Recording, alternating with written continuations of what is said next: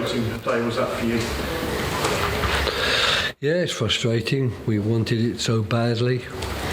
The second goal was a real killer blow in a period of the game where I thought we were doing fairly well. And it's the last thing you want, really, when you're in a situation like the one we find ourselves in, where you really want things going for you, for them to go so badly against you in those situations. It's the last thing as a player or as a coach you want to see. But it happened, and there's nothing I can say here that's going to change that. What we're going to have to do is to try and find a way of putting this game and this result, which I thought was a very harsh result, behind us, and to make certain we don't allow it to affect too deeply for 7 games to come.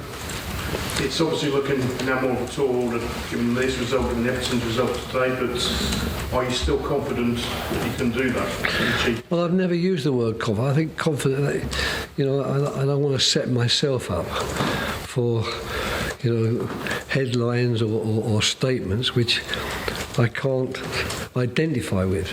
I mean, we have no reason to be confident. We do have reason to believe, we do have reason to have faith, we do have reason to think that we aren't that bad and that results are still a distinct possibility for us. And we'll keep doing that's for sure. But to suggest that by saying that, I am now saying I am confident. I don't think anyone at Norwich or Burnley will be saying that. I don't even think Everton will be saying we are confident. But of course, what Everton have got today and what Leeds have now got in the last 4 games, they've got results and have given themselves a very, very strong margin, which makes their position so much better than ours.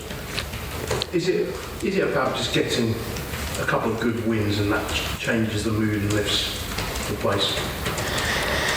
I don't know that the mood amongst the players is that bad, but of course the mood amongst the fans, I guess, is pretty bad because they keep coming here expecting to see their team win and it doesn't win, so I can't speak for them.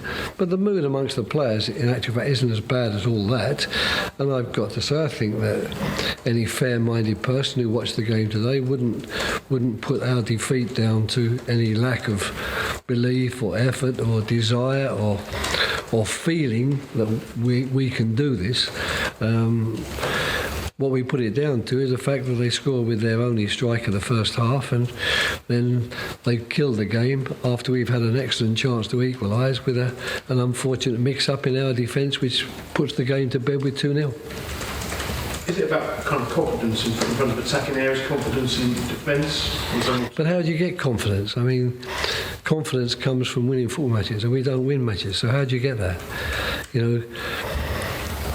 There's no words that are going to change that. There's not even training sessions that are necessarily going to change that. All training sessions can do is help to prepare the team to play as you'd like to see the team play. But if you want confidence, you've got to win. And at the moment, it will be almost crazy to say that the confidence in teams like ourselves, Norwich and Burnley is sky high because we're not winning. How do you explain the run of defeats at home? Do you think it's a mixture of luck, misfortune, not taking chances? What would you put? Because if you compare the results at home to away, it's significantly different. If you feel...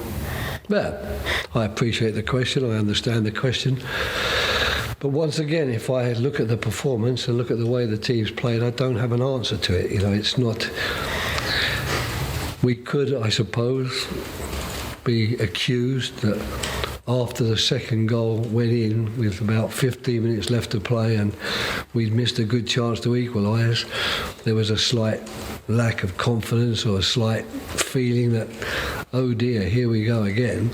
But I don't think that was the case in the first 70 minutes of the game. Not at all. So why is it we don't win at home? I don't know. I'm constantly in a situation where I'm asked questions which I understand the question. If I was in your position, I'd probably be asking the question. But I don't know there are any real words to answer it, because everything depends upon the fact of depends upon the fact of how well the team plays when the referee blows his whistle, and how good your performance is between that time and the final whistle. And I thought today, for 70 minutes, our performance wasn't that bad, and I thought we find ourselves a little bit unlucky to be 2-0 down, but we were, and as a result, the run of misfortune at home continues, and I'll now, after this press conference, have 4 or 5 days before I get the question again. Roy, do you feel let down by some of the defending today as manager? No, because I'd have felt let down by the defending if they'd have been creating chance after chance. You're referring to an unfortunate mistake stroke mix-up, and that's part and parcel of football. That wasn't something which I saw on a regular basis throughout the 90 minutes. But of course it was a mix-up which put us out of the game. But I don't feel let down by it, because I thought the players up to that point have been defending, very solidly and keeping a dangerous Leeds team very much at bay.